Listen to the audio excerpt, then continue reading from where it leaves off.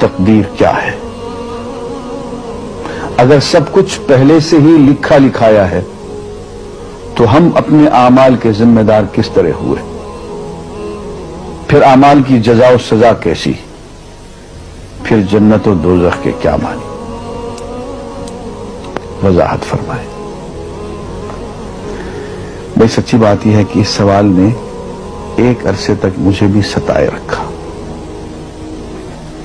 اور میں سوچتا رہا کہ اگر واقعی اللہ تعالیٰ نے پہلے سے ہی سب کچھ لکھ دیا ہے کہ میں اتنے بج کر اتنے منٹ میں بیٹھ کے یہاں پہ ایک لیکچر دوں گا، یہ تقریر کروں گا، اتنے بج کر اتنے منٹ میں نماز پڑھوں گا، اتنے بج کے اتنے منٹ میں فلاں کو گالی دوں گا، فلاں کو تھپڑ ماروں گا، یہ پہلے سے ایک نیا شیڈول مرتب ہے اللہ کے ہاں، لکھا لکھایا پروگرام چھپا چھپایا موجود ہے، میرا کیا قصور؟ تو لکھنے والے کا قصور ہے؟ بات تو خطرناک ہے نا، بات تو خطرناک ہے نا۔ تقدیر کیا ہے؟ عربی میں اس کے لیے ایک لفظ لکھا جاتا ہے دینی کتابوں میں، علم اللہ السابق، اللہ کا علم جو پہلے سے اسے حاصل ہے۔ اللہ کو معلوم ہے کہ آج میں اتنے بج کر اتنے منٹ پہ اپنی مرضی سے، اپنے ارادے سے، اپنی آزادی فکر اور آزادی عمل پہ، عمل سے کام لیتے ہوئے یہ کام کروں گا۔ اب بھائی کام تو میں اپنی مرضی سے کر رہا ہوں، اپنی آزادی سے، اپنے ارادے سے کر رہا ہوں، لیکن اتنی سی بات تو مانو کہ اللہ تعالیٰ علام الغیوب ہے، علیم بذات الصدور ہے۔ مجھے اپنے بارے میں پتہ نہیں ہے کہ کل 10:10 پہ میں کیا کروں گا، اس کو پتا ہے۔ مجھے اپنے بارے میں پتہ نہیں ہے کہ میں 10 سال کے بعد کہاں ہوں گا، کیا کر رہا ہوں گا، فلاں بج کے فلاں منٹ، اس کو پتا ہے۔ اس کو میرے آزادانہ، خود مختارانہ، فری ول کے ساتھ کیے ہوئے اعمال کا پتہ ہے کہ میں اپنی مرضی سے، اپنے فری ول کے ساتھ، اپنے ارادے سے اتنے بج کر اتنے منٹ پہ کیا کروں گا۔ یہ اس نے اپنے ہاں لکھ رکھا ہے، اس لیے اس کو پوری کائنات کا نظام چلانا ہے۔ اس کا علم جو ہے وہ صحیح ہے، لیکن اس کا علم میرے ارادے سے نہیں ٹکراتا ہے۔ یہ بات میں ایک مثال سے سمجھاؤں گا۔ میرے ساتھ ایک واقعہ پیش ہو گیا، اس دن مجھے تقدیر سمجھ میں آ گئی کہ ہوتی کیا۔ 1971 کی بات ہے کہ یہاں اکاؤنٹنٹ جنرل آفس میں میں ڈپٹی اکاؤنٹنٹ جنرل تھا۔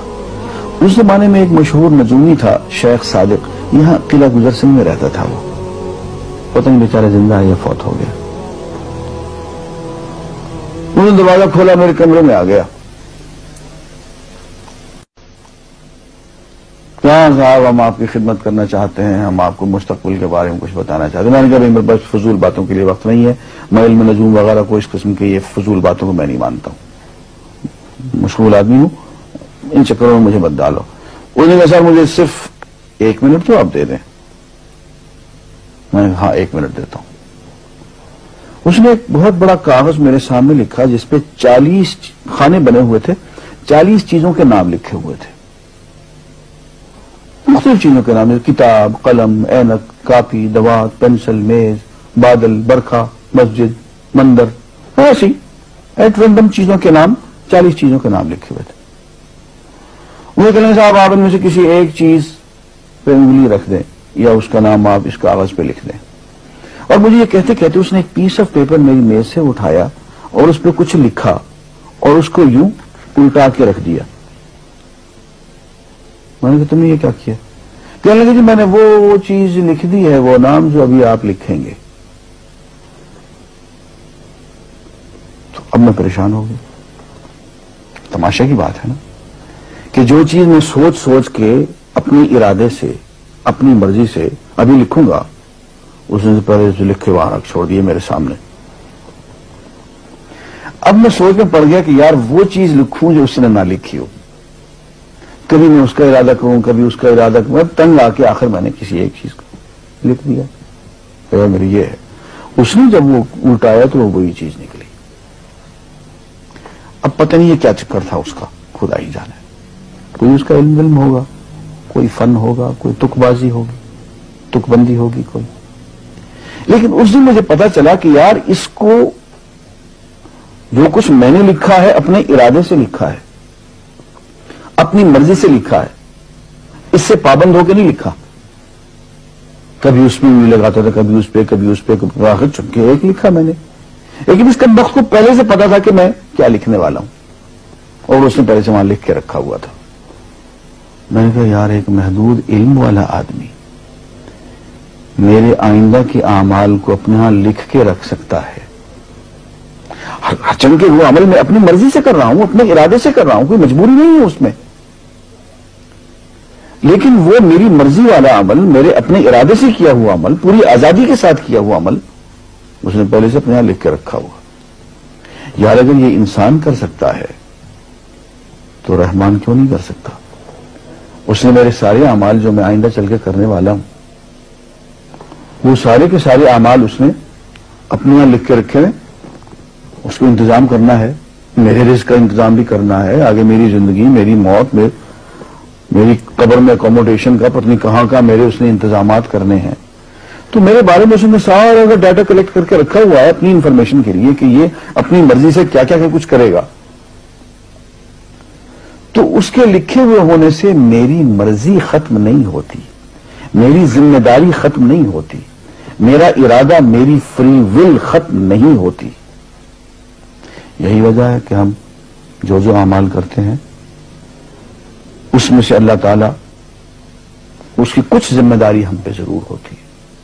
کچھ کام اللہ تعالیٰ کا ایک نظام ہے، اس میں شاید ہماری ذمہ داری نہ ہو، وہاں جبر ہو. لیکن کچھ اعمال ایسے ہیں جن میں خالصتاً ہمیں آزادی حاصل ہے، ہمیں اختیار حاصل ہے، ہم ان کے ذمہ دار ہیں، ہمیں ان پہ جزا ملے گی، ہمیں ان پہ سزا ملے گی، اللہ تعالیٰ بچائے. اور جزا ملے گی تو جنت ہوگی، سزا ملے گی تو دوزخ ہوگی. لیکن آزادی عمل اور ارادہ ضرور ہے.